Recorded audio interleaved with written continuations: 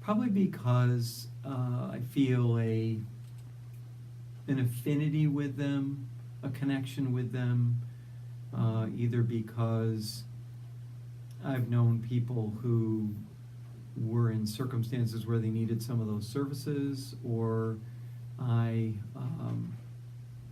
am concerned about the welfare of the people that live in our city and our community, and so that seems to be a direct way for me to help. Because we owned a business there for many years on Marshall Street, Manny's. It's still there, but we sold the business to someone else. And so we were always closely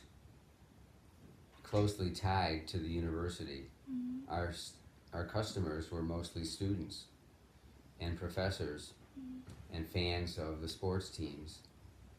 And we made a living there, and we felt that we should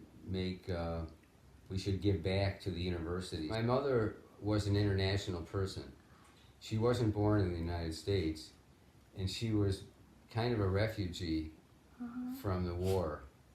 When she was growing up, there was a big war, and she survived the war, but at a great cost to her in sadness and loss.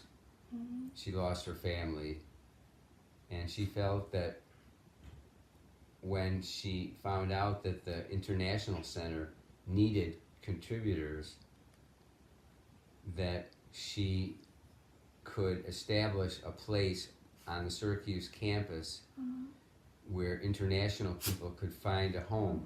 I guess because it makes me feel good. You know, I feel like there's a certain percentage of your income that you should give back to society.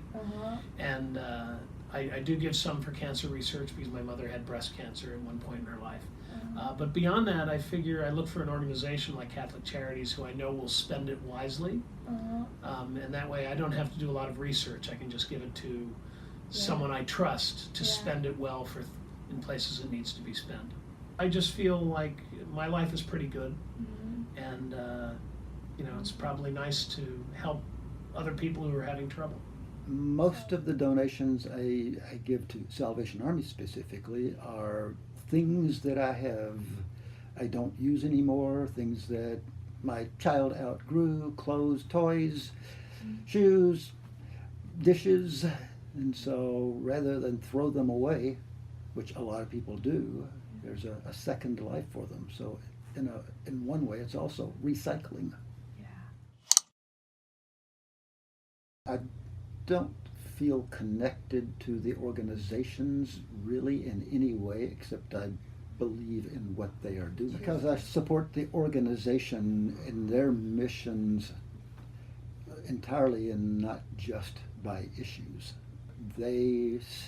What they are trying to accomplish is something that I want accomplished. I've always felt kind of badly, but when after a tragedy has occurred, even like a hurricane or something in the United States, and there's a big drive to give money to, or a GoFundMe account or something, I don't do those because I don't know where that money's going, so I don't, and I feel badly sometimes because they're probably good causes, but I want to know more directly where it's going. That's why sometimes in the United States, at least, places like the Red Cross are better places to give to, because at least you know what their organizational structure is like. They disclose how much of that money goes to administration versus how it goes to relief and those kinds of things.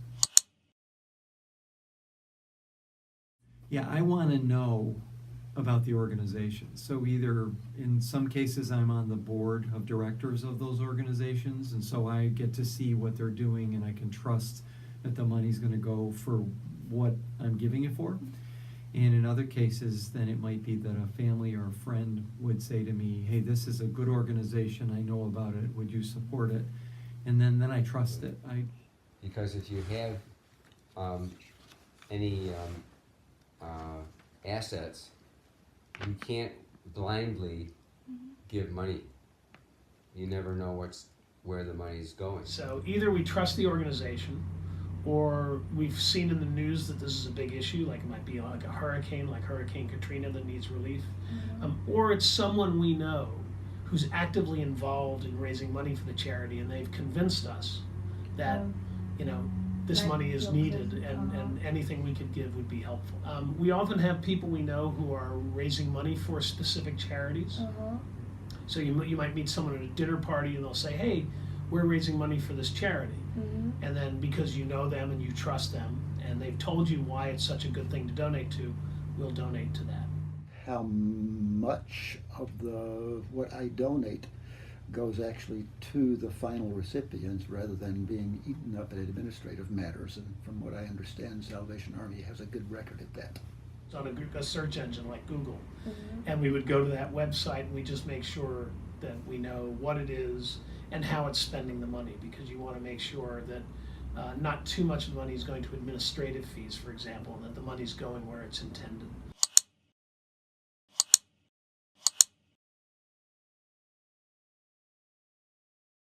It's not so much social media. I'm an old guy.